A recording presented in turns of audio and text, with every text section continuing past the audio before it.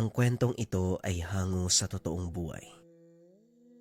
Mula ito sa isa nating kabayan na itago na lang natin sa pangalang Narding. Taong 1980, probinsya ng Cebu. Naging talamak ang insidente tungkol sa pagkawala ng mga taong naliligo sa talon sa kabilang bayan. Hindi na natatagpuan ang mga katawan, pero ayon sa paniniwala ng mga nakakatanda, biyag ng engkantong bantay. Subalit kung si Mang Carpio ang pagbabatayan, hindi engkanto ang kumuha sa mga ito kung hindi isang aswang. Totoong merong bantayang talon na yan, pero hindi tong nangunguha ng buhay. Isang aswangan ng bibiktima na ayaw nilang paniwalaan. Wika ni Mang Carpio. Nag-iinit ang dugo sa mga taong ayaw makinig sa kung ano ang tama. Mang Carpio, talaga po bang aswang? Paano nyo nalaman? Hindi ba kayo palagi nakakapunta sa talon na yon? Palagi ka nga lang nasa tahanan nyo. Wika ni Mang Narding. Manahimik ka nga dyan. Wala kang alam, kaya mas mainam na itikom ang bibig. Wala ka namang pinagkaiba sa mga taong yon. Puro lang salita. Masyadong pinagpipilitan yung mga maling paniniwala.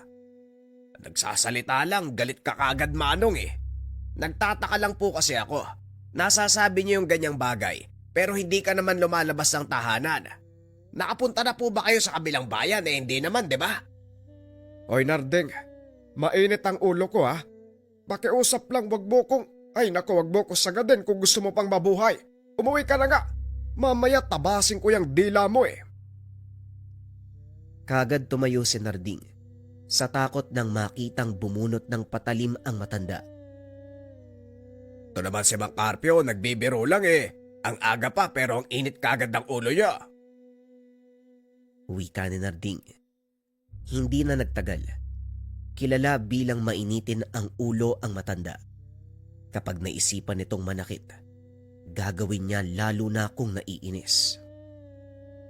Makalipas ang ilang sandali, naging abala si Narding sa pagtabas ng damo. Nasa likuran lamang ng tahanan ni Mang Carpio. Buhos ang atensyon sa ginagawa.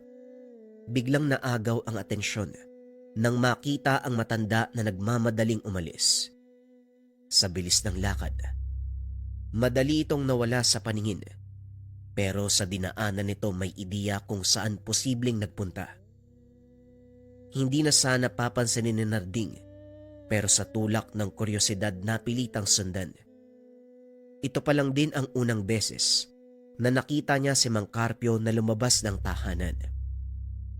Pagdating sa dulo ng tinatahak na daan, bumungad ang malakas na agos ng tubig. Walang katao-tao sa talon, tanging ingay lamang ng tubig ang maririnig.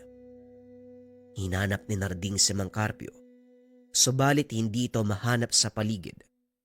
Sinubukan niyang tignan sa tambayan sa lilim ng puno pero wala ito roon. Kung wala siya rito, saan kaya pupunta yun? Bihirang lumabas ng bahay si Mang Carpio ah. Sa pagkakaalam ko, wala na rin kamag-anak yun. Hindi ko rin nadaanan sa kakauyan. Nasaan kaya yun? Wika ni Narding sa sarili. Bumalik siya sa dinaanan. Buo na sana ang desisyon na umalis. Kaso nahagip ng tingin ang isang pamilyar na anino ng tao. Kagad niyang sinundan dahil na rin nagtaka sa inahabol nito pero nawala kagad. Pambihira. Pinaglihi yata yung sa kidlat ah. Ang bilis. Nandito lang sa harapan ko tapos biglang nawala. Tumayo na lang si Narding. Tumingin-tingin hanggang sa narinig ang boses mula sa kabilang direksyon. Pinunta niya at nakita si Mang Carpio kasama ang isa pang matandang lalaki.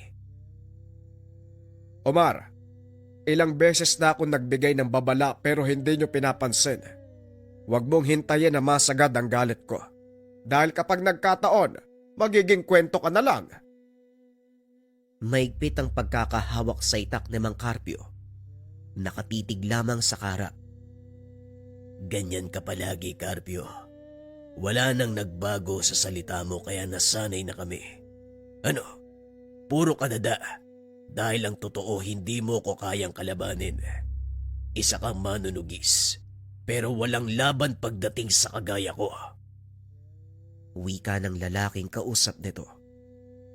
Habang humahaba ang usapan, minabuti ni Narding na magtago sa nagsisiksikang mga halaman. Naguguluhan siya sa nangyayari dahil kilala si Mang Omar bilang mabuting tao. Minsan na itong nagpresenta sa pagtulong sa aktibidad ng bayan. Hindi ko nagawang kalabanin ka dahil nag-aalala ko sa kapatid ko. Binilog mo yung ulo para mahalin ka. Ngayong sumakabilang buhay na siya, wala nang dahilan para magpigil. Tapos na ang oras ng pananahimik. Ito na ang tinakdang panahon para tapusin yung kahayupan mo. Nandito na naman tayo sa mga banta mo. Wala ka na bang ibang masabi, Carpio? Sinong matatakot sa'yo? Tignan mo nga yung itsura mo. Matanda. May suot na kung ano sa ulo. Mukha kang lumang tao. Meron ka pang dalang sibat na hindi mo naman ginagamit. May mga dahon pang nakasugbit sa tenga mo. Anong tawag mo sa sarili mo? Katutubong mandirigma. Pwe, nakakaya ka. Mahabang katahimikan ang naganap matapos magsalita ni Omar. Masama ang tinginan. Nagaantay lamang kung sino ang unang susugod. Si Narding sa kabilang banda ay napakamot sa ulo. Hindi pa rin makuha ang dahilan ng tensyon sa pagitan ng matatanda sa kabila ng narinig. Ano, Carpio? Nandito ka lang ba para makipagtitigan? Ilabas mo ang tapang mo. Tignan natin kung kaya mong panindigan ang tinatawag na mandirigmang katutubo. Sige lang. Magsalita ka lang, aswang. Teka, aswang. Asa si Mang Omar? Totoo ba? Patingin nga. Parang hindi naman. Ito talaga si Mang Carpio kung ano yung sinasabi. Ang ayos ng tindig tapos sasabihan mong aswang yan. Mang Omar, ano ba sinasabi nito? Parehong nagulat ang dalawa sa biglaang paglabas ni Narding. Lumapit pa ito kay Omar upang tignan ang pisikal na anyo. Anak ng lintik, ano bang ginagawa mo dito?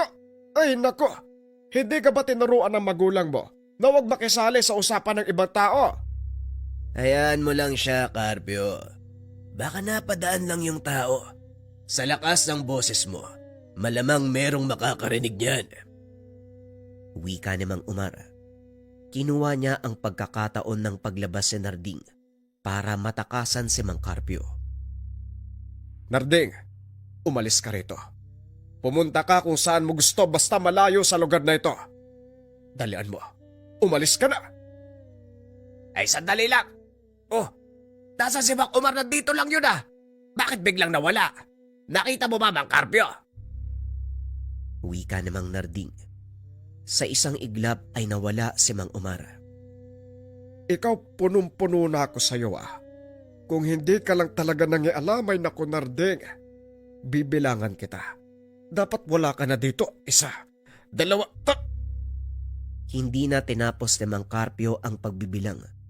Kumaripas ng takbo si Narding. Nakaumang sa kanya ang sibat ni Mang Carpio. Bumibuelo ng pagbato sa kanya. Maswerte ka lang, Omar. Merong istorbo eh. Eto namang Narding na to. Hindi ako lubayan ng taong to. Ay, naku talaga. Wika ni Mang Carpio sa sarili. Ginalugad ang buong kagubatan subalit wala nang nakita. Wala nang ibang pagpipilian si Mang Carpio, kundi puntahan ito sa mismong tahanan. Ayaw niyang puntahan ang lugar na ito. Kaso nga lang wala nang pagpipilian. Pagdating sa lugar, nakita niya si Mang Omar. Nakangiti pa ng nakakaloko sa kanya.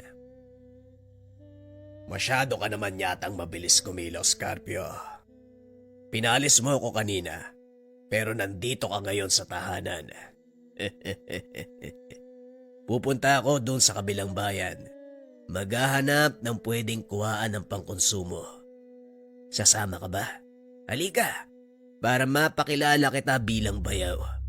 Wala pa kasing nakakalam na kapatid mo ang yumao kong asawa. Sakto pala, kukuha ka ng pangkonsumo.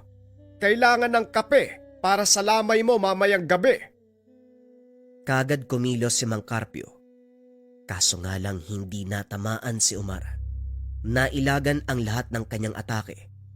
Salip na si Omar ang natumba, siya pa ang tumilapon. Tama na, Carpio. Alam ko ang rason kung bakit ka nagkakaganyan. Kapatid ng manunugis, nagkaroon ng kasintahan na aswang. Hanggang ngayon hindi mo matanggap kahit wala ng kapatid mo. Tumigil ka na, Carpio. Masyadong mababaw ang iniisip mo kung yan lang ang dahilan. Matagal ko nang tinanggap ang nangyari sa nakaraan. Pero ang hindi ko kayang tanggapin, yung pagkawala ng mga tao doon sa talon. Walang ibang pwedeng gumawa nun kung hindi ikaw. Hayop na to. Ilang inosente na ang nadamay at pinatay mo. Nagbago ang reaksyon ni Mang Omar nang marinig ito. Sinarado ang kamao. Biglang sumugod. Sinasalag lamang ni Mang Carpio ang atake. Paulit-ulit ginagamit ang kanyang sibat. Ano, natamaan ka? Hindi mo man sabihin sa salita. Malalaman ko pa rin. Naiiwan ang bakas mo doon sa pinangyarihan ng krimen. Amoy na amoy kita, kaya wag ka nang magdailan. Tignan natin kung ano ang magagawa ng tinatawag na mandirigmang katutubo sa isang purong gabunan. Napatras si Mang Carpio. Kitang-kita niya kung paanong nagbago ng anyo ang karap. Tumubo ang napakapal na pangil. Maging ang buong katawan ay napaligiran ng mga balahibo. Humaba ang nguso na parang sa aso. Aminado si Mang Carpio. Mahihirapan siyang talunin ang kalaban. Kakaiba ang taglay nitong lakas. Malayong malayo ko ikukumpara sa mga pangkaraniwang aswang. Ilang sandali pa tumilapon na lamang siya. Napasigaw si Mang Carpio nang tumama ang likuran sa puno. Nang balikan ng tingin si Omar, wala na ito sa lugar. Hindi na lang muna siya gumalaw para makabawi ng lakas. Hindi rin maintindihan ni Mang Carpio kung bakit siya hindi tinuluyan ng aswang. May oras ka rin sa akin, Omar. Talagang hindi mo ko tinuluyan Tinutupad mo pa rin ang pangako mo sa kapatid ko. Pero hindi ako titigil hanggat hindi ka napapatay. Maraming inosente ang natatamay. Pagdating ng tahanan, sa halip na makapagpahinga ay binulabog siya ni Narding. Nakabang ito sa atangan ng tahanan.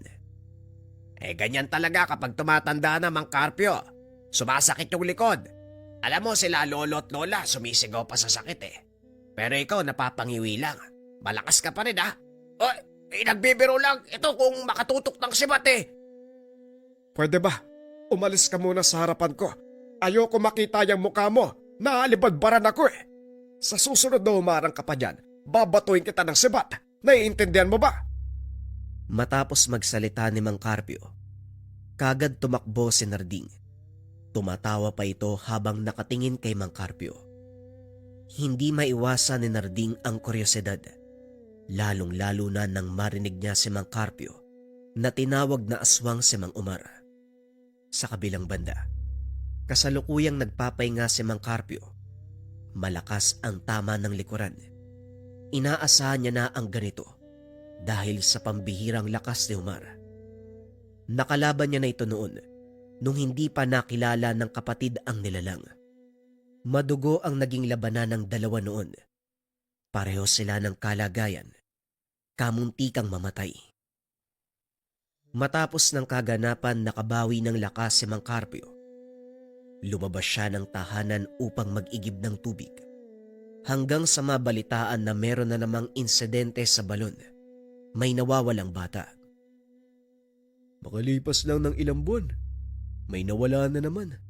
Totoo ngang merong elementong nagbabantay sa talon Kung masyadong maingay yung naliligo, kinukuha.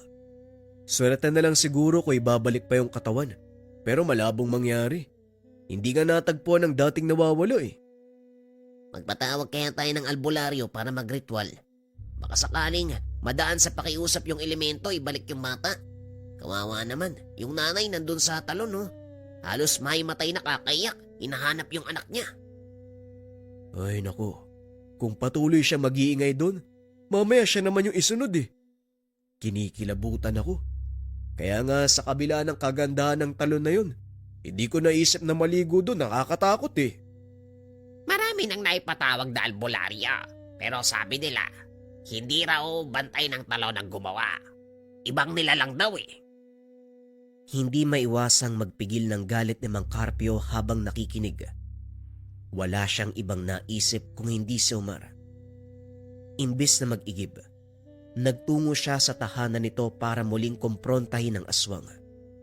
Samantala, si Narding ay nagbabantay lamang sa kilos ni Mang Carpio. Nagmamadaling sumunod sa kanya.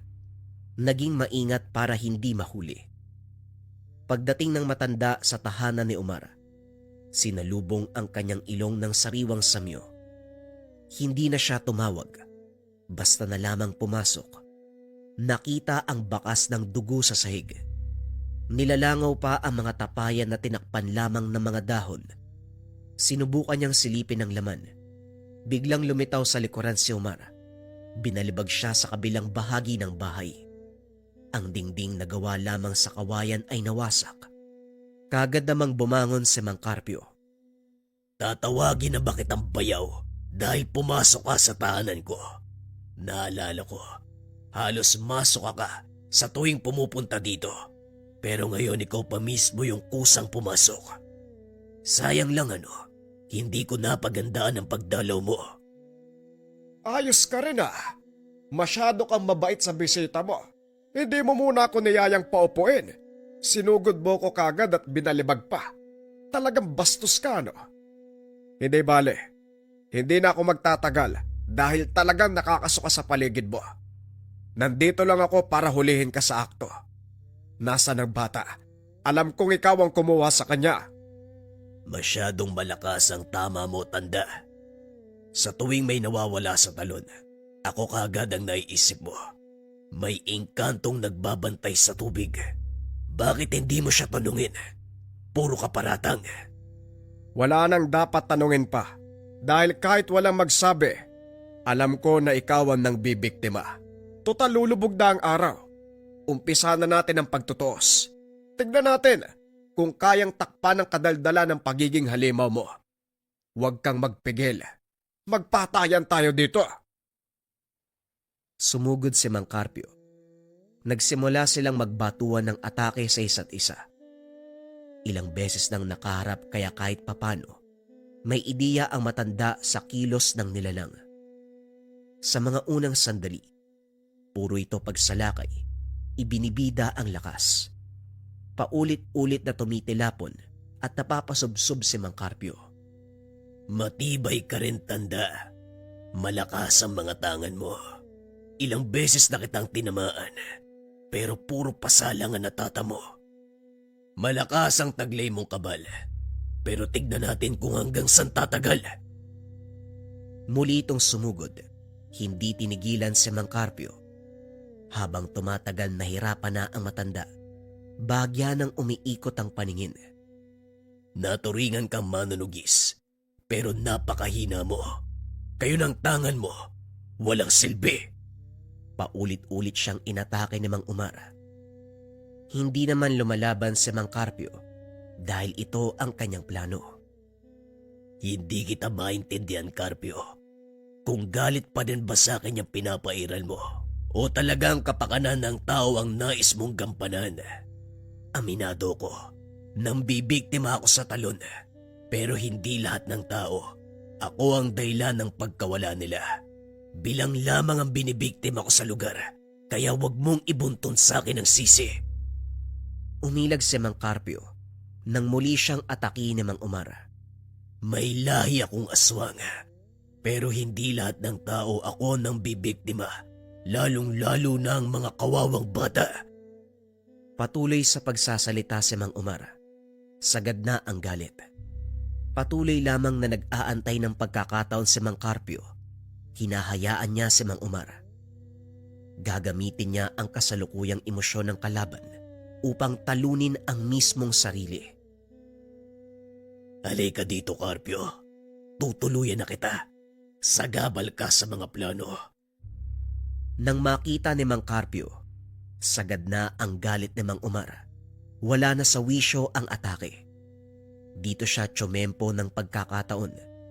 Tinamaan ng saksak sa likod si Umar gamit ang sibat. Kaso nga lang hindi gaanong tumalab. Kamuntikan pa siyang mahuli at masakal. Mabuti na lamang at naiwasan. Hindi niya tinigilan ang pagsalakay. Ilang beses na itong natamaan, pero nanatiling nakatayo si Mang Umar. Patuloy na lumalaban. Kahit ilang beses mo kung tusukin ang sibat sa likuran, walang magagawa yan. Dahil sa sinabi ni Mang Umar, nagkaroon ng ideya si Mang Carpio.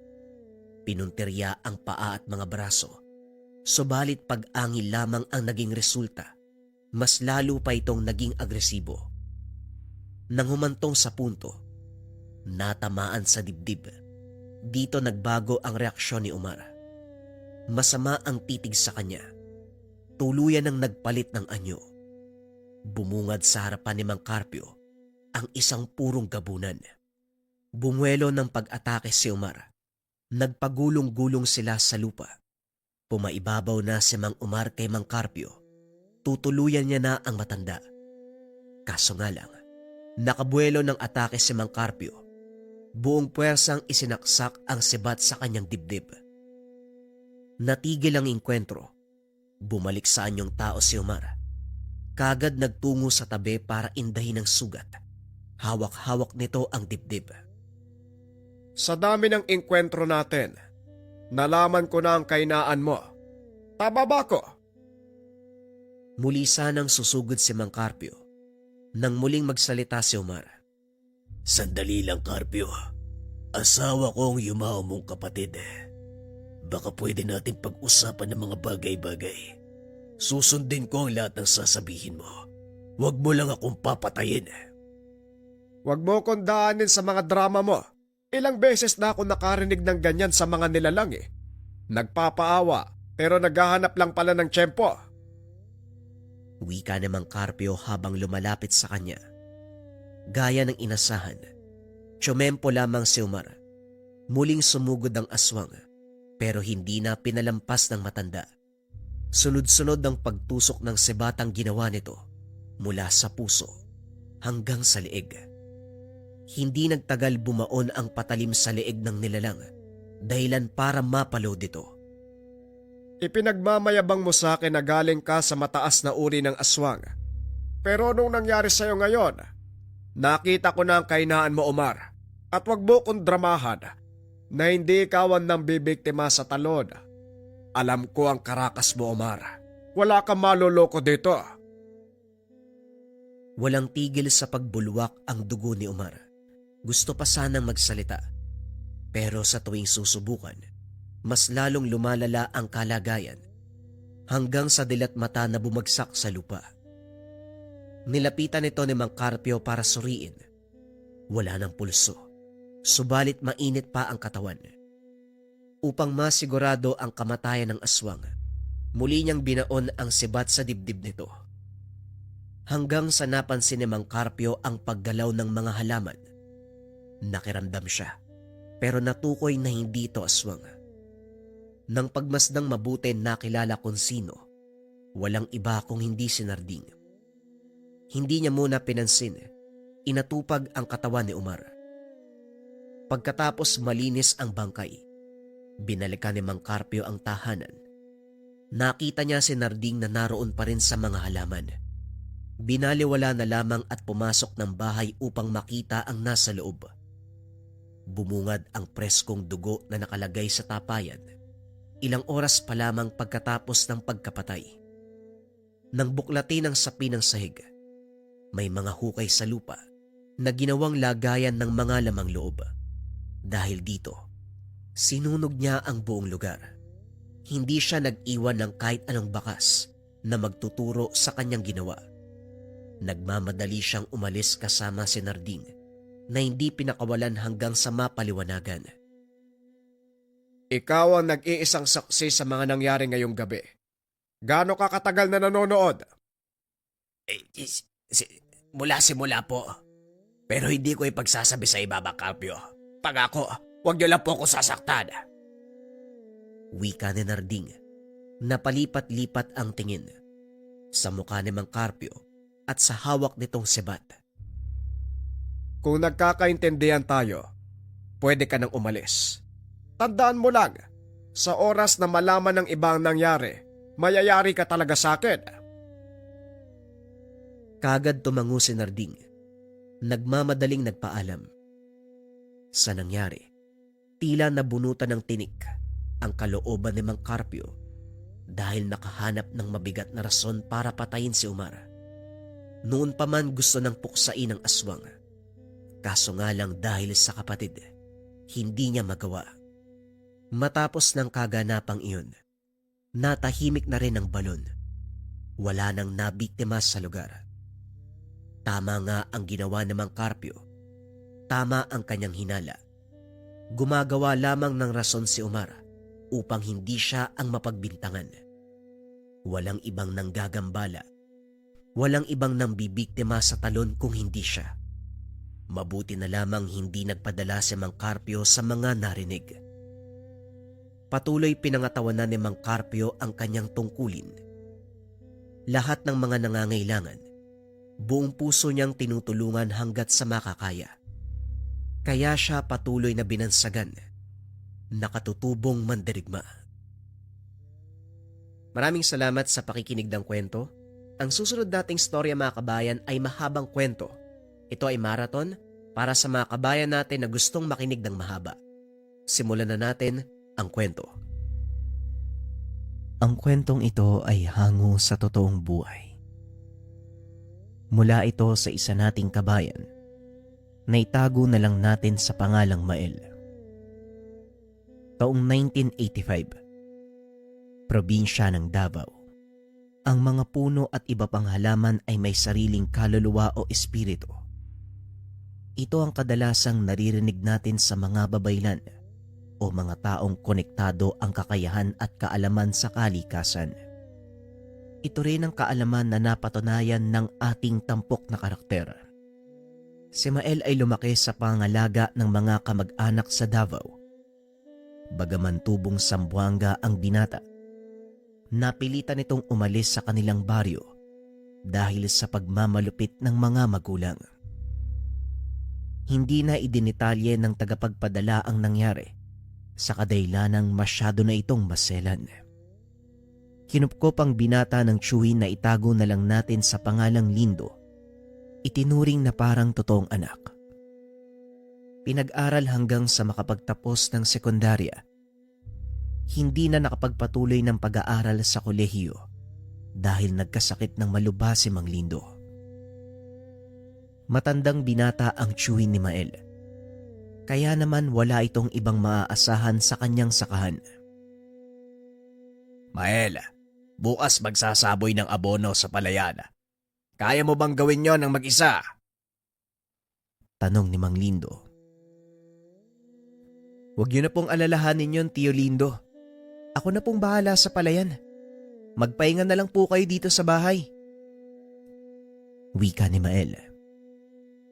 Nababahala lang ako dahil napakalapad ng palayan. Baka naman mapano ka. Ayokong inaabuso mo yung katawan mo ha. Patpating ka na nga.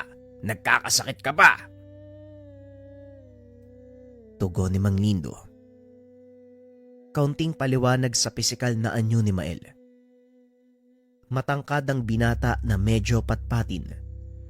Maitim din ang balat nito dahil babad sa gawaing bukid. Ngunit sa kabila ng pagiging patpatin, napakalusog ng pangangatawan nito. Wala ring masabi ang tiyuhin pagdating sa pagtatrabaho dahil parang wala itong kapaguran. Chong, alam mo naman na gusto ko yung mga gawain sa bukid, di ba? Kaya wag po kayo mag-alala. Kahit mapagod man ako, alam ko naman ho na may patutunguhan yung ginagawa ko eh. Tugon ni Mael. Alam mo Mael, nanghihinayang talaga ako eh. Dahil hindi ka nakapagtapos ng kolehiyo. Siguradong malayong mararating mo kung sakaling nabigyan ka ng pagkakataon. Wika ni Mang Lindo. Nako Chong, mas mabuti na ho yung ganito no.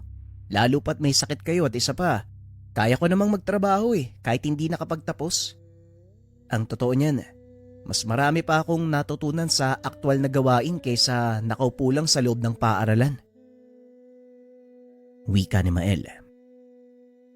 Basta Mael, ang may hahabilin ko lang sa'yo, manatili kang mabuting tao. Dahil hindi batayan ng moralidad ang pinag-aralan kung hindi ang kabutihang ipinapakita mo sa kapwa. Maging mabuti ka, doon pa lang panalo ka na. Yan na naman tayo Yan na naman tayo Chong Ang lalim na naman ang sinasabi nyo pero teka maiba ko Bakit pala hindi nyo tinatanggal yung mga puno ng saging sa gitna ng palayan? Hindi naman po napapakinabangan yung mga yun Sayang din ho sa lupa. Pwede pa nating sakupin yun Sa tuwing magsisimulang mangaral si Mang Lindo, iniiba ng binata ang usapan. Naisip nito ang sagingang matatagpuan sa mismong gitna ng kanilang palayan. Alam mo, sa totoo lang, hindi ko rin alam kung bakit hindi tinanggal ng tatay ko ang puno ng mga saging. Hindi ko na din pinansin yun hanggang sa tuluyan ng nakasanayan. Doon na din itinatambak ang mga dayami tuwing matatapos ang kapasan. Ano po kaya kung putulin ko yung mga puno ng saging doon? Sa susunod na mag-araro tayo, gagawin ko ng bahagi ng taniman ng lugar na yon. Ayos lang po ba? Nako, sa palagay ko kasi malaking trabaho din yon Mael. Pabayaan mo na lang total. Hindi naman nakakasagabal sa pagtubo ng palay. At isa pa, kinukuha ni Mang Sano mga hinog na bunga ng pakol para gawing suka. Malaking pakinabang din yon para sa matanda. Tugon ni Mang Lindo. Sa mga hindi nakakalam, ang pakol ay isang uri ng natibong saging. Nakakain ito ngunit napakaraming buto, kaya wala gaanong pumapansin ito. Tanging mga ibon at pagong lang ang nakikinabang. Kung minsan ay ginagawa din itong suka dahil sa taglay nitong asim kapag nahihinog. Matapos mapag-usapan ang tungkol sa sagingan, hinayaan na lang ito ni Mael. Kinabukasan, maagang dinala ng binata ang mga sako ng abono sa palayan at para hindi ito mahirapan, isinakay niya sa karosang hila-hila ng kalabaw. 5 sako ang kabuuang nagagamit na pataba sa palayan ni Mang Lindo. Kaya naman buong araw itong tinatrabaho ng binata. Nagbabaon na lang ito ng pananghalian at dahil malayo din ang kanilang tahanan sa palayan, mas minabuting doon siya kumain kaysa magsayang pa ng oras sa pag-uwi. Bandang tanghali natapos na ni Mael ang halos kalahati ng kanilang palayan. Nagpa siya itong kumain ng pananghalian. Nagtungo ang binata sa sagingan at doon ay nakita niya si Mang Sano. Magandang tanghali po Mang Sano. Nangunguha po ba kayo ng hinog na pakol? Tanong ni Mael. Hindi yon ang sadya ko dito. Magbibigay lang ako ng kaunting pasasalamat sa aking mga kaibigang naninirahan sa lugar na ito. Tugon ni Mang Sano. Medyo nawirduhan si Mael sa matanda dahil hindi niya pa ito lubos na kakilala. Lingid sa kaalaman ng binata, ito ay isang batikang manggagamot. Kaibigan? Sino pong mga kaibigan? Wala naman po akong nakikita, Manong. Tanong ni Mael. Talagang hindi mo sila makikita dahil medyo mahiyain ang mga kaibigan ko. Taging ako lang ang pinapakitaan nila. At sa tuwing may ibang taong nagpupunta sa lugar na ito, mabilis silang nagtatago. Tugon ni Mang Sano. Hindi pa rin lubos maunawaan ng binata ang sinasabi nito. Kaya naman hinayaan na lamang niya ang matandang gawin ang pakay sa lugar. Akmang susubo na sana ng pagkain si Mael nang bigla nitong marinig na tumawa ng malakas ang matanda. Nilingon nito ng binata. Nakitang kumukumpas ang kamay habang tila may kung sinong kinakausap. Nakayuko ang matanda habang nagsasalita, bagay na ikinagulat ni Mael. Dahan-dahan nitong ibinaba ang kanyang hawak na baunan. Marahang naglakad papunta sa likuran ni Mang Sano. Nagulat ang binata nang makita nito ang maliit na nilalang na punong-puno ng buhok ang katawan. Maging ang mukha nito ay nababalot din ng makapal na balahibo. Halos isang dangkal lang ang tangkad nito. Malaki ang mga mata, 4 ang mga kamay. Hindi nakapagsalita ang binata dahil bigla itong nanigas. Kalaunan ay nawala ng malay. Nagising na lang ito nang maramdaman ang malamig na patak ng tubig sa kanyang pisngi. Mabuti naman at nagising ka na. Ano, kumusta ang pakiramdam mo, iho? Tanong ni Mang Sano. Napatingin si Mael. Muling nakita ang nilalang na nakapatong sa balikat ng matanda. Biglang bumalikwas ang binata at akmang sisigaw na sana. Ngunit walang boses na lumalabas sa kanyang bibig. Kumalma ka, Mael. Hindi ka sasaktan ng nilalang na ito. Makakapagsalita ka lang kung may papangako mong hindi ka sisigaw. Muling wika ni Mang Sano. Tumango naman si Mael bilang tugon. Ikinumpas ng nilalang ang kamay. Biglang nagbalik ang boses ng binata. Anong uri ng nilalang yan, Manong? Bakit sila nandito? Sila ang tinatawag na duwendeng saging. Dito sila nakatira sa sagingan. Kung dito sila nakatira, bakit hindi ko sila nararamdaman? Halos araw-araw ako nandito Ang mga duwendeng saging, tahimik at mapayapang uri ng mga nilalang.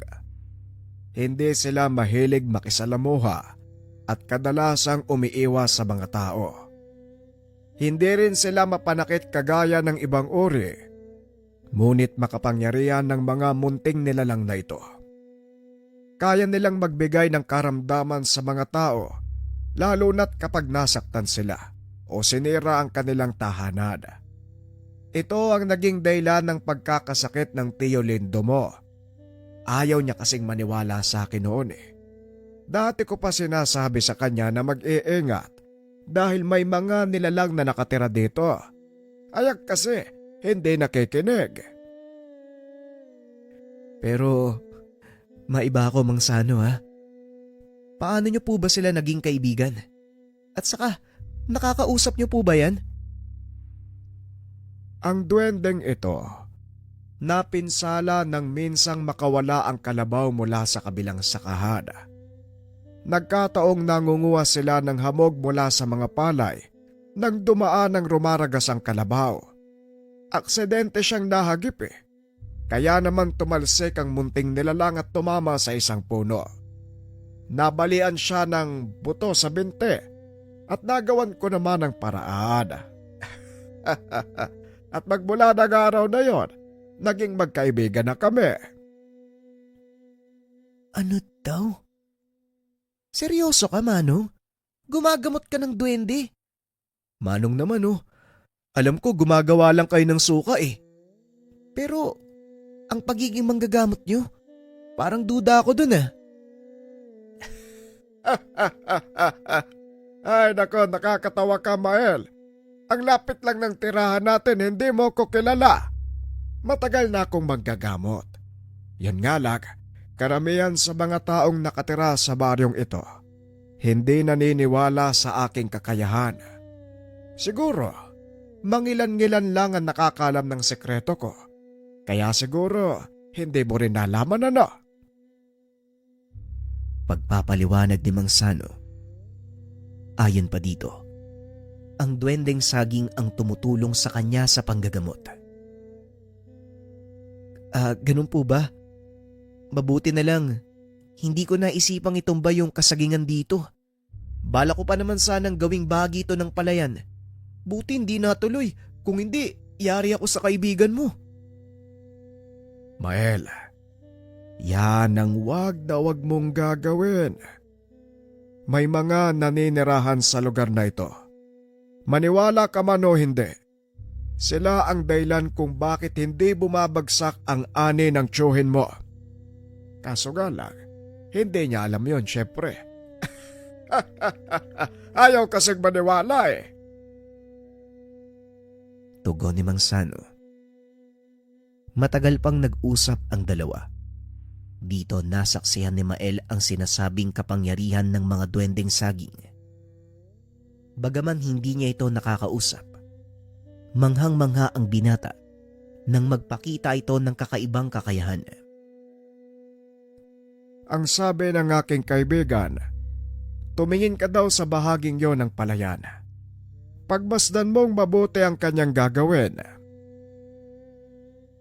Ilang sandali ang lumipas.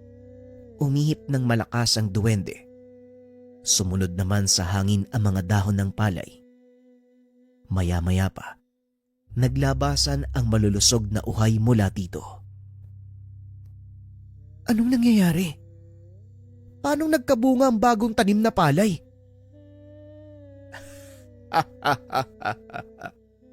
Isa lang yan sa mga himalang nagagawa nila. Kaya ingatan mo at pangalagaan ang sagingan na ito, Mael. Balang araw, malaki ang maitutulong ng lugar na ito sa'yo. At malay mo, maging kaibigan mo rin ang mga nakatira dito. Mukhang malabo ho yata yan, Manong. Pero saan po ba nakatira itong kaibigan nyo? Eto, ayan, tignan mo yan. Nakikita mo ba ang puno ng saging na yon? Kung mapapansin mo, siya ang pinakamalaki sa lahat. Hindi nalalanta ang dahon. Hindi rin nagbubunga. Yan ang tahanan ng aking munting kaibigan. Masyadong naaliw ang binata sa pakikipag-usap. Kaya hindi na nito namalayan ang oras. Ginabi siya sa pag-uwi. Aba, ano bang nangyayari sa'yo? Ginabi ka yata sa pag-uwi, Mael. Dumaan ka pa ba sa kabisera? Tanong ng Chewin. Hindi po, Chong. May kailangan lang akong tapusin sa bukid eh. Pasensya na po kayo kung ginabi ako ng uwi. Tugon ni Mael. Minabuti nitong itago sa tiyuhin ang mga nalaman tungkol sa sagingan. Dahil paniguradong hindi ito maniniwala. Kinabukasan, maagang naganda ang binata para magpunta sa palayan. Bagay na pinagtatakahan naman ng tiyuhin. Nagbalot pa ito ng makakain, kaya hindi maiwasan ng matanda ang magtanong. Oh, ang akala ko ba, tapos na ang gawain mo sa bukid? Ano pang gagawin mo doon? Tanong ni Mang Lindo. Hindi ko po kasi nagagapasan ng mga pilapil eh. Masyado nang makapal yung damo. Halos hindi na makita yung dinadaanan. Ganun ba? O siya, mag-iingat ka at maraming dupong na nakatira sa mga buta sa gilid ng palayan ha. Baka mamaya matuklaw ka. Oho, Chong. Alam ko po yung tungkol sa mga dupong. Ako na pong bahala, basta dito lang ho kayo ha. Magpahinga lang ho kayo. Wika ni Mael. Matapos ay tumuloy na ito papunta sa palayan. Pagkarating sa lugar, naglatag ng dahon ng saging ang binata. Inilabas ang dalang pagkain. Inanyayaan nito ang mga munting nilalang na naninirahan sa lugar. Nung una hindi pa lumalabas ang mga ito. Ngunit nang iwanan niya ang pagkain, isa-isang nagsipaglapitan ang mga duwende. Hinayaan ng binatang kainin ng mga ito ang dalang pagkain at habang nagtatrabaho siya sa palayan, panay naman ang titig sa kanya ng mga munting nilalang. Ilang sandali pa, nakaramdam ng pagod ang binata. Nagpunta ito sa sagingan upang magpahinga. Nakaiga si Mael sa damuhan ng mga oras na yun at hindi na malayang nakatulog na ito.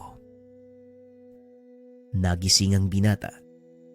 Laking gulat niya dahil palubog na ang araw. Kinuha ni Mael ang baonang pinaglagyan ng pagkain. Nagtaka ito dahil bagyang bumigat ang lalagyan. Marahang binuksan ng binata ang baonan. Laking gulat niya dahil punong-puno ito ng makikinang na bato. Saan nang galing ang mga to? Mga kaibigan? Mga kaibigan, kayo ba'y naglagay nito? Hindi ko naman kailangang gawin to eh. Naku naman oh, pero salamat sa inyo ha. Malaking tulong to para sa gamot ni Tio Lindo. Wika ni Mael. Lumapit sa kanya ang isa sa mga nilalang. Inabot ang maliit na sisidlan na gawa sa putik. Palihim mong ilagay sa kanyang inuming tubig ang laman ng sisidlan na yan. Gagaling ang kanyang karamdaman. Wika ng nilalang. Maraming salamat kaibigan ha. Maaari ko bang malaman ang pangalan mo? Hindi ko maaaring sabihin sa iyo ang aking pangalan dahil kailangan mong hulaan sa pamamagitan ng pagsagot ng aking bugtong. Tugon ng nilalang. Aba, ayos ah. Mukhang masaya yan ah. O sige, anong bugtong mo? Tanong ni Mael. Ang pangalan ko ay tawag sa malaking nilalang na gawa sa bato ang katawan. Sino ako? Tanong ng duwende. Napaisip si Mael. Ngunit wala itong malaman na kasagutan. Kung hindi mo kayang sagutin ang bugtong ko, hindi mo malalaman ang aking pangalan. Ngunit sa oras na masagot mo, ibibigay ko sa iyo ang aking katapatan. Ang nagbigay ng pangalan ko ay isa ring mortal. Wika ng duwende. Matapos ay mabilis itong pumasok sa kanyang tahanang puno ng saging. Nagpa siya si Mael na umuwi dahil hindi nito maisip kung ano ang sagot sa buktong na ibinigay ng duwende. Pag-uwi ng tahanan, naupo ang binata sa atangan habang paulit-ulit na binabanggit ang bugtong. Ang pangalan ko ay tawag sa malaking nilalang na gawa sa bato ang katawan. Ay, ano kaya? Tapos, mortal din yung nagbigay sa kanya ng pangalan. Hindi naman gawa sa bato ang katawan ng kapre at wala rin namang nabubuhay na iganting gawa sa bato. Kung meron man, anong tawag sa kanila? Tanong ng binata. Lingid sa kalaman nito, nasa likod niya si Mang Lindo. Golem! Golem ang tawag sa mga nilalang na gawa sa bato ang katawan. Kung tawag nagbigay, malamang golem yon. Pero, sino ba ang nagbigay sa'yo ng bugtong na yan? Si Matandang Sano? Wika ni Mang Lindo. Minabuti ni Mael na ilihim ang katotohanan. Si Mang Sano ho. Napagkatuwaan namin kasi yung kanina eh.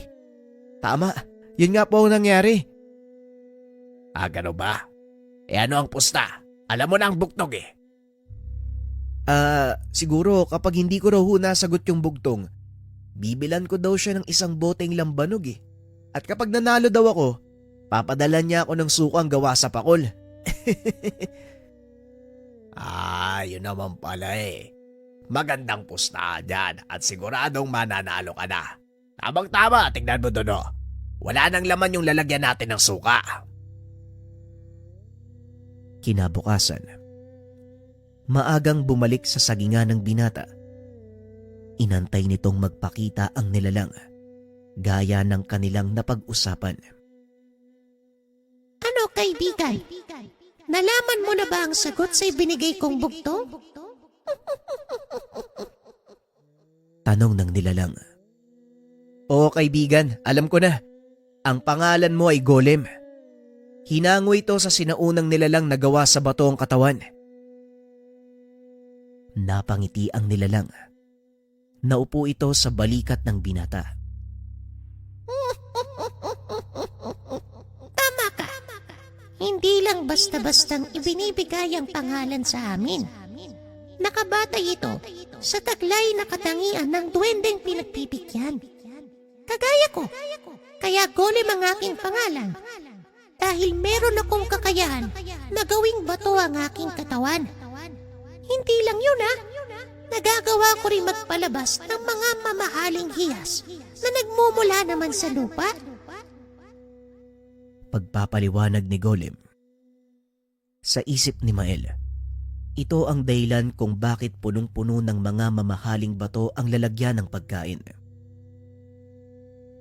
Maraming salamat nga pala dun sa ibinigay mong mga mamahaling bato Kaso, hindi ko pa nasusubukang ibigay kay Tiyo yung gamot Baka mamaya na lang pag uwi ko.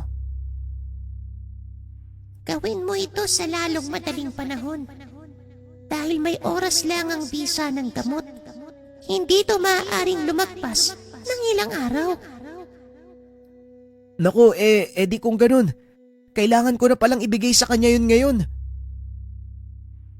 Oo, ibigay mo na sa kanya ang gamot. At para masigurado kung magagawa mo, sasama ako sa'yo. Tugon ni Golem. Dali-dali nang umalis ng sagingan ang dalawa. Pinuntahan sa bahay ang matanda. Nagpapakain ito ng mga alagang manok sa bakuran nang makita ni Mael. Chong! Kumusta? Kumain ka na ba?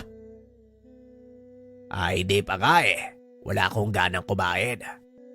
Sa palagay ko, parang busog na busog ako ngayon. Ang mas mabuti pa po siguro, sabayan nyo na lang ako. Sandali lang po maghahain lang ako. Wika ni Mael. Nilagyan nito ng kanin ang plato ng matanda. Ibinuhos ang laman ng maliit na sisidlan na ibinigay ni Golem. Pagkabuhos ng binata sa kanin, panandali ang nagbago ang kulay nito. Maya-maya ay nagbalik din sa dati. Sakto namang pumasok ang matanda. Aba, ano ba yung babangong amoy na yan? Nakakagutom tuloy Nagluto ka ba? Ay hindi po, Tio Lindo. Siguro gutom lang talaga kayo Kahit simpleng inihaw na toyo at laswa napakabango para sa inyo. Halina ho kayo dito, kain na. Hindi masarap ang sabaw ng laswa kapag nilamig. Wika ni Mael. Nagsimulang kumain ng matanda. Laking gulat ng binata dahil tila gutom na gutom ito. Hindi na nagsalita pa ang binata. Ipinaliwanag na sa kanya ni Golem ang maaaring maging epekto ng ibinigay niyang gamot. Ayon sa duwende, paghihilumin nito ang anumang pinsala sa katawan ng matanda at babalik ang dating lakas nito. Ilang sandali pa ay natapos nang kumain ang dalawa. Halos hindi makatayo si Mang Lindo sa sobrang pagkabusog. Kakaiba din ang sigla nito na tila walang iniindang sakit. Kumusta naman ho yung pakiramdam niyo, Chong? Tanong ni Mael. Mabuti naman. Parang mas lumakas yata ang pangangatawan ko Siguro dahil sa mainit na sabaw ng laswa. Nga pala, akala ko ba may gagawin ka sa sagingan? Ano, nanalo ka ba sa pustahan nyo ni Tandang Sado? Tanong ni Mang Lindo. Naku, Chong, yun nga Sayang at hindi ko nahulaan ng sagot sa bugtong. Kaya kailangan kong bumili ng isang bote ng lambanog para sa kanya. Abay loko, matanda yun Tama naman ang sagot ko Pero hayaan mo na, minsan talaga mapagbiro si Tandang Sado. Kung ano-ano yung sinasabi niyan Pinipilit pa nga akong paniwalain tungkol sa mga nilalang. Hindi ko nalang pinapansin. Tugon ni Mang Lindo. Bagyang natahimik si Mael sa sinabi nito. Pagsapit ng hapon, nagpunta sa kabisera upang bumili ng lambanog si Mael. Si Mang Sano ba ang pupuntahan mo? Mabuting tao yung matandang yun. Marami siyang natulungan. Kaya magaan din ang loob namin sa kanya. Wika ni Golem, habang naglalakad ang mga ito papunta sa kabisera. Hindi ko kasi alam yung totoong pagkatao ni Mang Sano. Pero ang sabi ng mga taga-baryo, magaling daw siyang manggamot eh. Wika ni Mael. Dahil na rin sa tulong ng mga kasamahan ko, kaya siya nakilala. Wika ni Golem. Matapos bumili ng lambanog, nagpatuloy na sila papunta sa bahay ni Mang Sano. Nakita ng mga ito ang matandang nanggagamot. Oh, anong nangyari at napadalaw ka dito? Tanong ni Mang Sano. Hindi pa nito napansin si Golem dahil nagtago ang nilalang sa suot na sombrero ni Mael. Wala naman po, Manong. Gusto ko lang po sanang makipag-usap sa inyo. Kaso mukhang marami ho yata kayong ginagawa sa ngayon eh. Babalik na lang siguro ko sa susunod na araw. Tugon ni Mael. Hindi naman. Sandali lang. Matatapos na din ako dito. Wika ng matanda. Maya-maya pa natapos na ang panggagamot nito. Inayang maupo si Mael sa sala. Inilabas ng binata ang dalang bote ng alak. Napangiti naman si Mang Sano. Para mas masarap po ang kwentuhan, may dala akong lambanog. Aba, oo nga naman. Sandali lang at kukuha ko ng baso at ilang hiwa ng prutas. Masarap sa hinog na bayabas ang lambanog. Nagsimula nang mag-inuman ang dalawa. Nung una ay pinag-uusapan lang ng mga ito ang tungkol sa mga simpleng bagay. At habang tumatagal, unti-unting nagkakalakas ng loob ang binata. Manong, pwede mo bang ikwento sa akin yung tungkol sa mga duwendeng saging? Gusto ko pong malaman ang tungkol sa kanila eh. Wika ni Mael. Pwede naman. Bakit hindi? Total, nakita mo na din sila, hindi ba? Tugon ni Mang Sano. Nagkwento ito tungkol sa mga nilalang. At gaya nga ng inaasahan, sinabi nito ang totoong pinagmulan ng kanyang kakayahan sa panggagamot. Ang pinagmula ng aking kakayahan ay mga duwendeng saging. Hindi ako isinilang na manggagamot, Mael. Nagsimula din ako sa wala, nangapa, hanggang sa natutunan ng patakaran ng buhay ng manggagamot. Kaya heto ko ngayon at isang bagay pa, disiplina sa sarili. Yon ang pinakamahalaga. Teka, bakit mo ba naitatanong? Tanong ni Mang Sano. Dito na nagkaroon ng lakas ng loob si Mael na sabihin sa matanda ang kanyang sikreto. May ipapakita po ko sa inyo, Manong. Wika ng binata sabay tanggal ng kanyang sombrero. Nanlaki mga mata ng matanda nang makita ang duwendeng saging na nakaupo sa ulo ng binata. Aba, tignan mo nga naman. Isa sa mga munti kong kaibigan ng kasama mo ah. Jumong, lumabas ka dito. Narito ang isa sa mga kauri mo. Wika ni Mang Sano. Sumilip mula sa halamang nasa loob ng bahay ang isa pang duwende. Dali-dali namang tumalon si Golem mula sa ulo ng binata. Ano po bang nakikita ng mga gaya nila sa atin? At bakit sila sumasama? O bakit nila tayo tinutulungan? Tanong ni Mael. Kabutihan ng puso, Mael. Yon ang nakikita ng mga duwende. Mapano mang uri sila. Itim, puti, pula, o kahit yung mga nuno sa punso. Pag nakita nilang mabuting tao ka, walang pagdadalawang isip silang tutulong sa'yo. Wika ni Mang Sano. Sa totoo lang, hindi ko rin po alam kung anong maaari kong gawin eh. Lalo pa ngayon, parang mababago yata ang buhay ko ng tuluyan, Manong eh. Sigurado yan, iho. Kaya dapat paghandaan mo ang malaking pagbabago na yon. May tadhanang nag-aantay sa'yo, iho. Ikaw lang ang maaaring magpasya kung yayakapin mo ito o tatalikuran. Tugon ni Mang Sano. Bagyang napaisip si Mael habang pinagmamasdan ang dalawang nilalang na naglalaro. Kung titignan, hindi mapagkakamalang duwende ang mga ito dahil sa kapal ng kanilang balahibo sa katawan. Malalaking mata, mahabang buntot, maihahambing sa maliit na unggoy ang mga ito. Matapos ang gabing yun, umuwi sina Golem at Mael. Idinaan nito ang munting nilalang sa sagingan sa pag-aakalang nais nitong bumalik sa dating tahanan. Anong ginagawa natin dito? Tanong ni Golem. Di, inihahatid ka. Baka gusto mo kasing bumalik sa dati mong tahanan eh. Simula nang malaman mo ang aking pangalan, tanumpa na ako ng katapatan sa iyo.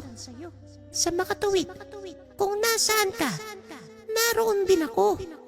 At isa pa, kaya ko namang bumalik sa lugar na ito kung kakailanganin. Kaya halika na, umuwi na tayo. Mapanganib sa gawing ito. Wika ni Golem.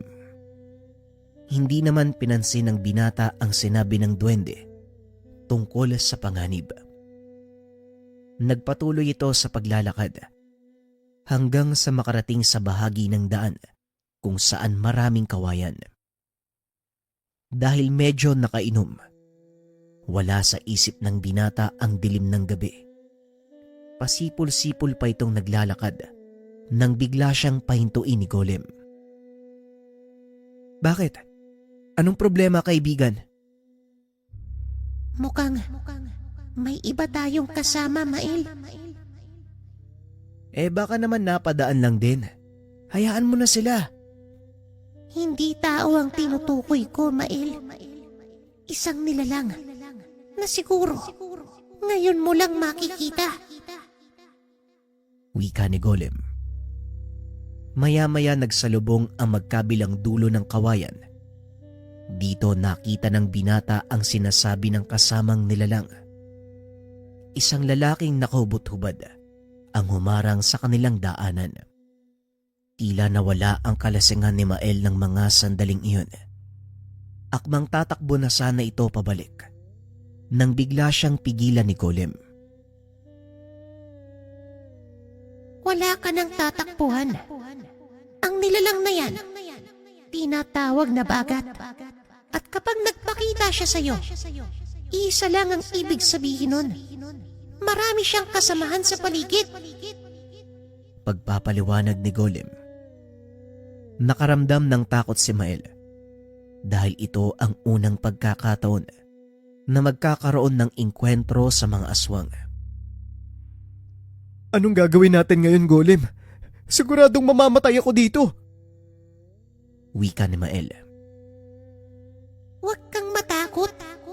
Nakalimutan mo yata, may isa akong 20. Wika ni Golem. Hinawakan nito ang balikat ng binata. Bigla silang naglaho sa paningin ng mga nilalang. Nataranta ang mga ito na tila hinahanap ang binata. Naglabasan na din ang ilan pa sa mga kasama ng bagat. Inaamoy nila ang buong lugar. Anong nangyari? Hindi ba nila tayo nakikita, Golem? Tanong ni Mael. Hindi, Mael.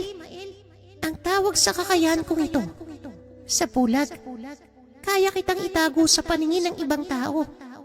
Kahit pa sa mga nilalang, nakagaya ng mga aswang na yan. Sa ngayon, hindi tayo makikipaglaban dahil hindi ka pa handa. Wika ni Golem. Sinabihan nito si Mael na maglakad ng marahan palayo sa lugar. Nakaagad namang sinunod ng binata. Nakahinga ito ng maluwag nang makalampas sila sa kawayanan. Mabuti na lang nakaalis tayo sa lugar na yun. Ang akala ko mamamatay na ako eh. Maraming salamat sa iyo, Golem, ha? Wika ni Mael. Nasa tapat na sila ng tahanan, kaya naman medyo pabulong na nag-usap ang dalawa. Hindi lang yan ang kakarapin mo, Mael. Lalo na ngayon, magkaugnay na tayong dalawa. At mas lalong hindi lang ito ang kakayahang may papakita ko sa'yo. Marami ka pang matutuklasan sa akin sa pagtagal ng panahon. Tugon ni Golem. Naputo lang ang pag-uusap ng dalawa dahil biglang nagbukas ang pinto ng tahanan. Lumabas ang matanda. Mael! Mael, ikaw ba yan? Tanong ni Mang Lindo. Opo, Chong Lindo, ako po ito. Pasensya na po at ginabi ko ng uwi.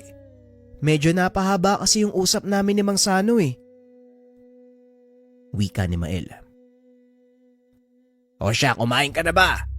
Kung hindi pa, pinagtiran kita ng ginataang langka at ilang pirasong inihaw na biya. Namingwit kasi ko kanina sa ilog eh, kaya may ulam tayo. Tugon ni Mang Lindo. Chong naman eh. Ang sabi ko sa'yo, dapat nagpapahinga lang kayo dito sa bahay. Huwag niyong pinapagod yung sarili niyo. Ako na pong bahalang umintindi sa kakainin natin. Tugon ni Mael. Nako Mael, wala ka nang dapat alalahanin pa sa kalusugan ko. Maayos na yung pakiramdam ko. Oh. Hindi na rin ako hinihika, kaya ayos lang. Nga pala, ilang buwan na lang gapasan na. Kumusta naman ang palay natin? Wika ni Mang Lindo. Maayos naman po, Chong. Maganda po yung tubo ng mga palay. Malusog po ang mga uhay. Ilang linggo na lang yuyuko na yung mga yun eh. Wala na ako nakikitang insekto. Wika ni Mael. Mabuti naman kung ganun ano. O siya, kumain ka na. Magpapahinga lang ako. Hindi na rin kumain si Mael. Dahil na rin sa mga nangyari, tila nawala ang gutom at kalasingan nito. Ilang linggo ang lumipas. Wala namang nangyaring kakaiba. Hanggang sa sumapit na ang araw ng gapasan. Sabay-sabay na nagpapagapas ang mga katabing palayan, kaya medyo hati ang mga tao. Siguro, huli na lang tayo sa magpapagapas. Wala rin kasing masyadong tao. Sabay-sabay yung nagpapagapas sa lahat ng taniman eh. Okupado ang lahat ng mga kababaryo natin. Wika ni Mang Lindo habang nakatitig sa malaginto nitong palayan. Yan nga din po ang sinasabi ko, Chong eh. Mukhang mahuhuli talaga tayo eh. Wag lang sanang abuti ng malakas na ulan dahil paniguradong maglalaglagan ng mga uhay. Tugon ni Mael.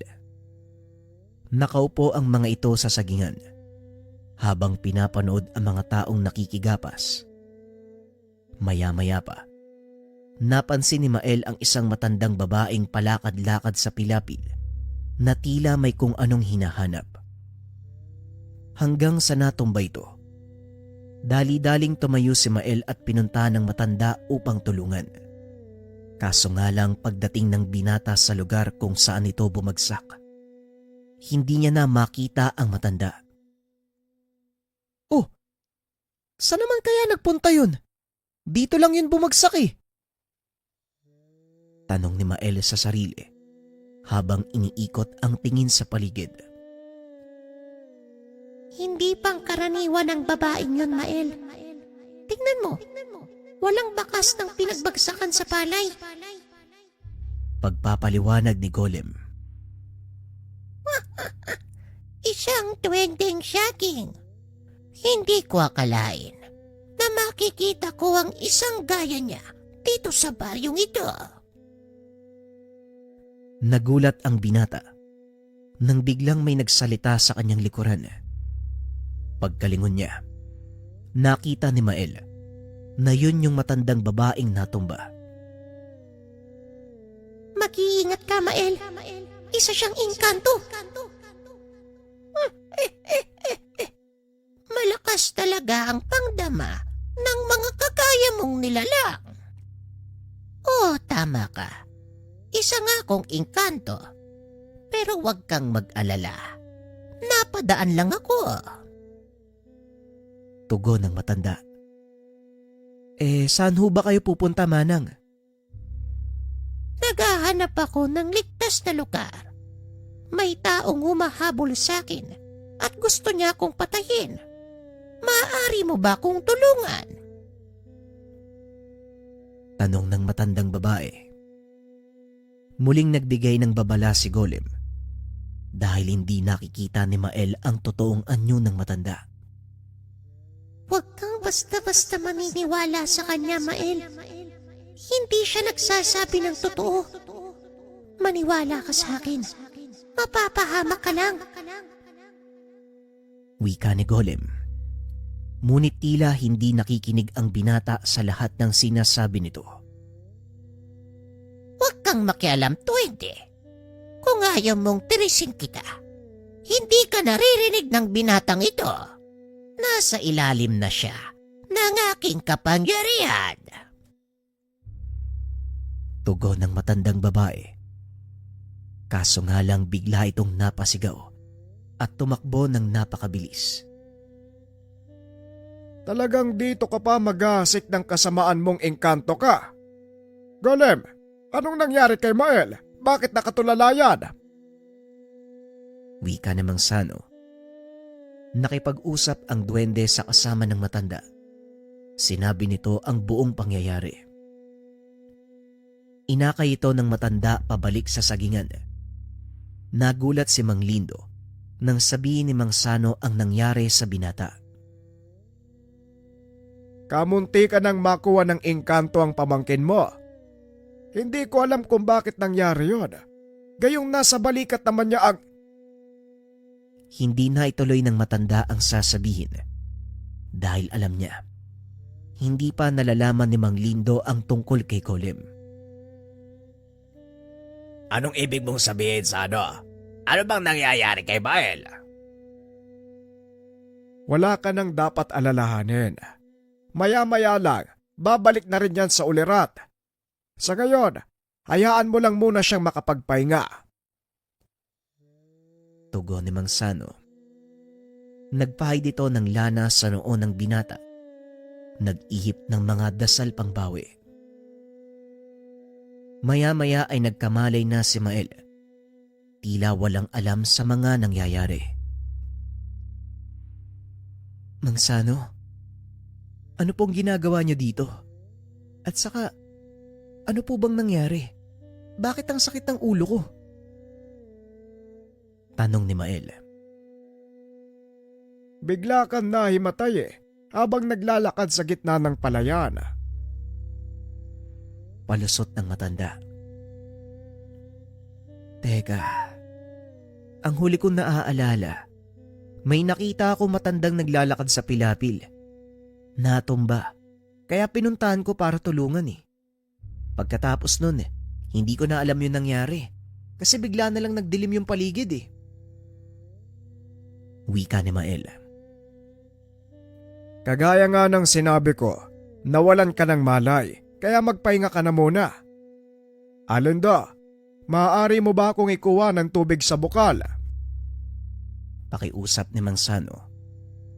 Dali-dali namang tumayo ang matanda upang kumuha ng tubig. Ginamit ni Mang Sano ang pagkakataong iyon para sabihin kay Mael ang totoong nangyari. Hindi ko rin po akalaing engkanto pala yung matandang yun eh. Mabuti na lang dumating kayo. Wika ni Mael. Anong ginagawa ni Golem? Bakit hindi mo siya naririnig? Yun na nga po, Manong eh. Hindi ko po narinig yung boses ni Golem. Kaya nahuli po ako ng engkanto eh. Napasa ilalim ako ng kapangyarihan niya. Mael, may isang paraan para hindi ka maging lapitin ng mga engkanto. Mamayang gabi, bumalik ka sa sagingan. May pagkakaloob ako sa'yo. Wika ni Golem. Pinayuhan din nito ang binatang umuwi na muna para makapagpahinga. Kinagabihan, bumalik ang binata sa lugar at gaya ng inaasahan, nag-aantay doon si Golem. Nakaupo ito sa dahon ng maliit na puno ng saging. Mabuti at nakarating ka. Handa ka na ba? Tanong ni Golem. Hindi ko alam kung anong gagawin Golem eh. Paano ko magiging handa? Ipagkakaloob ko sa'yo ang mutyang pinaka-iniingatan naming mga duwending saging. Ito ang tanging pinagkukunan namin ng lakas at siyang bumubuhay sa lugar na ito. Sa oras na ipagkaloob ko sa'yo ang mutya, lahat kami ay aasa sa iyong lakas. Maging ang lupaing ito, Mael. Pagpapaliwanag ni Golem. Bakit naman kailangan mong ibigay sa akin ang mutya? Kung ito lang ang pinagkukunan nyo ng lakas, hindi ba makasarili yun? Tanong ni Mael. Mas magiging makasarili ako kung hahayaan kong makuha ito ng ibang engkanto. Hindi mo ba napapansin? Unti-unti na silang naglilitawan. Ang matandang nakita mo kaninang tanghali, isa lang siya sa mga engkanto na nagnanais makuha ang mutya. Mas magiging ligtas ito kung mapapa sa kamay ng isang taong kagaya mo. Tugon ni Golem. Hindi ko alam kung kaya kong pangalagaan ng mutya, Golem. Natatakot akong biguin kayo ng mga kauri mo. Tugon ni Mael. Wala kang dapat ipag-alala dahil hindi ka papabayaan ng mutya.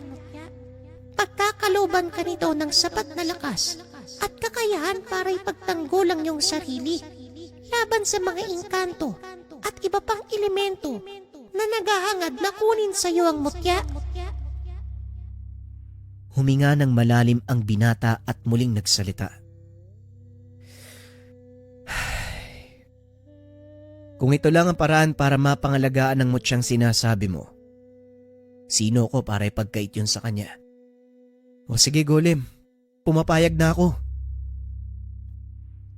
Tugon ni Mael.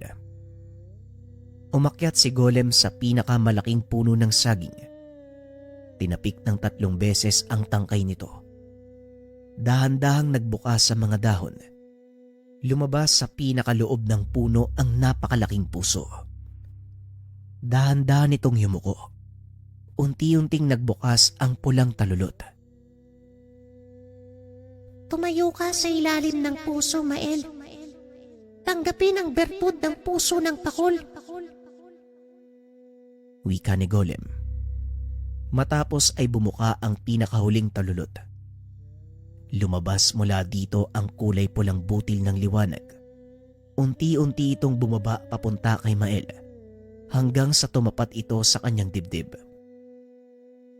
Ibinuka ng binata ang kanyang bibig para magsalita.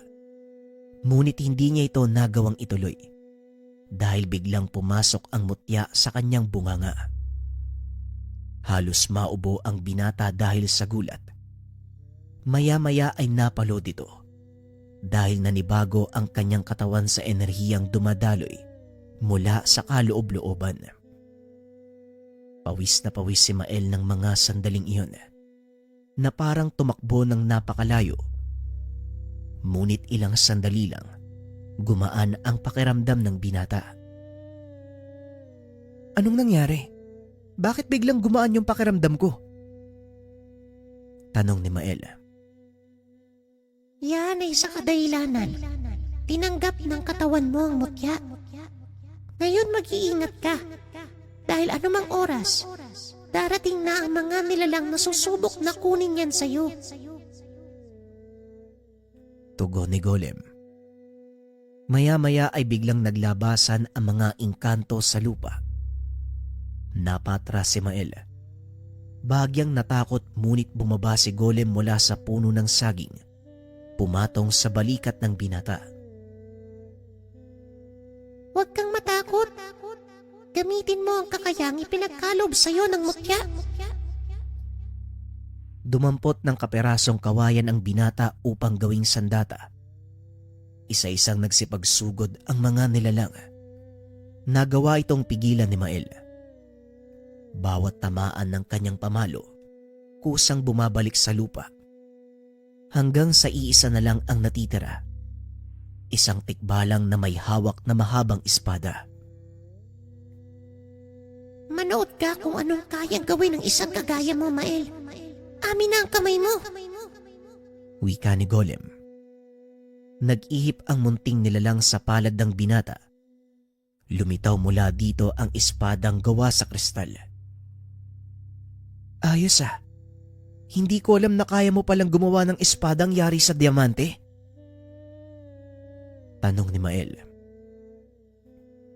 Elemento ng lupa ang aking kapangyarihan. Kaya nagagawa ko ang anumang uri ng sandata mula sa pinakamatitibay na bakal at bato. Muling wika ni Golem. Hinarap ni Mael ang tikbalang. Walang pagdadalawang isip itong sinugod. Nakipagbuno ang binata sa isang napakalakas na elemento hanggang sa magawa nitong mapatalsik ang sandata ng kalaban. Lumuhod ang tikbalang sa harapan ni Mael bilang tanda ng pagsuko. Gamit ang maliit na punyal, pinutol din ng tikbalang ang kanyang gintong buhok at inabot sa binata. Tanggapin mo ang gintong buhok na ito bilang tanda ng aking panunumpa ng katapatan. Wika ng nilalang.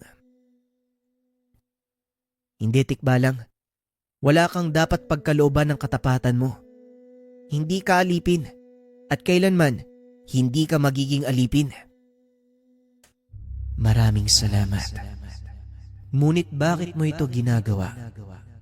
Nagapi mo ako sa laban. Bakit hindi mo tanggapin ang aking panunumpa? Manumpa ka lang na maging tapat. Sapat na yun. Hindi ko kailangan ng anumang pangahawakan. Dahil gaya ng sinabi ko, malaya kang gawin anuman ang naisin mo. Nagsipagluhod ang lahat ng mga elementong nasa paligid. Simula ng araw na yun, tuluyang nagbago ang pananaw ni Mael sa mundo. Niyakap nito ang kaakibat na responsibilidad ng pagtatangan ng mutya ng pakol. Naging manggagamot ang binata at sa ilalim ng pagtuturo ni Mang Sano, nagawa nitong makapagpagaling ng mga tao, maging ng mga engkanto. Sinabi na din ng binata ang totoo sa kanyang tiyuhin. Tinanggap naman ito ng matanda. Kung ito ang iyong kapalaran, buong puso ko itong tatanggapin. Masaya ako't nagkaroon ako ng pagkakataong maging bahagi ng buhay mo, Mael. Wika ni Mang Lindo. Ako po ang dapat magpasalamat sa iyo, Chong Lindo. Dahil kung hindi niyo ako tinanggap, wala ako sa kasalukuyan kong kinalalagyan. Tugon ni Mael. Sa paglipas ng mga taon, namuhay ng simple ang binata. Patuloy pa rin ginagampanan ang kanyang tungkulin sa palayan, maging ang panggagamot. Lumaganap sa buong lugar ang tungkol sa angking kakayahan ng binata. Umabot din sa punto, marami ang nagtangkang sumira sa kanya. Ngunit hindi ito pinabayaan ng mga gabay. Ipinagpatuloy ni Mael ang panggagamot. Sa kabila ng matinding pagsubok na kinakarap, kaakibat ito ng kanyang kapangyarihan at malugod itong tinanggap ng binata. Hindi na nagkaroon ng pamilya si Mael, ngunit may isa siyang mag-aaral. Nang mga sandaling ito ay matanda na si Mael. Kinilala na ito sa kanilang bayan. Ginugol nito ang panahon sa pagtuturo sa bagong sibol hanggang sa maging handa na ito. Tuluyang pinamana ni Mael ang kanyang kaalaman at kakayahan sa binata. Maliban sa mutya, nangako itong hindi iwawalay ang mutya ng pakol sa kanyang katawan. At kung kailangan dalhin sa hukay ay gagawin niya. Masigurado lang ang kaligtasan ng makapangyarihang hiyas. Naunawaan ito ng kanyang mag-aaral.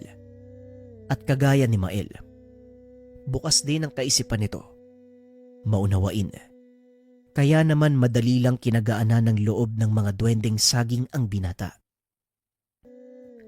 Hindi man kasing husay ni Mael ang kanyang kakayahan.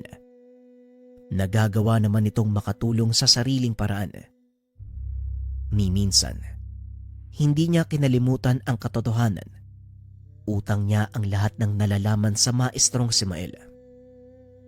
Hanggang sa sumapit na ang dapit hapon sa buhay ni Mael. Masaya itong iniwan ang mundo dahil alam niyang nasa mabuting kamay ang lahat ng kaalamang maiiwan. Pumanaw si Mael. Ang tanging naiwan ay ang alaala nitong naisulat bilang tala-arawan. Itinago ito ng kanyang mag-aaral. Ito ang dahilan kung bakit nakarating sa atin ang kwento ni Mael. Hindi man naging malinaw kung saan napunta ang bertud ng puso ng pakol.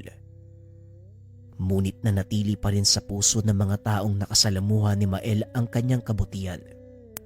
Patuloy na ginugunita ng mga nakakilala sa kanya ang taon ng kamatayan ni Mael. Taon-taon ay pumupunta sila sa sagingan kung saan nagsimula ang lahat. Doon ay nag-aalay ng panalangin, kaunting piging para sa mga kaibigang elemento ng binata. Sa paglipas ng panahon, unti-unting nagbago ang kapaligiran. Hindi na rin maiwasang maging ang dating luntiang bukid na puno na ng kabayan. Ngunit dahil sa malakas na paniniwala ng mga tao sa iwaga ng mga duwende, nanatili pa rin hanggang sa ngayon ang saging sa gitna ng dating palayan. Walang sino man ang nangangahas na sakupin ito. Ang ilan sa mga opisyal ng baryo ay nilagyan pa ito ng bakod at mga babalang nagbabawal sa pagpasok at pagputol sa mga puno ng saging.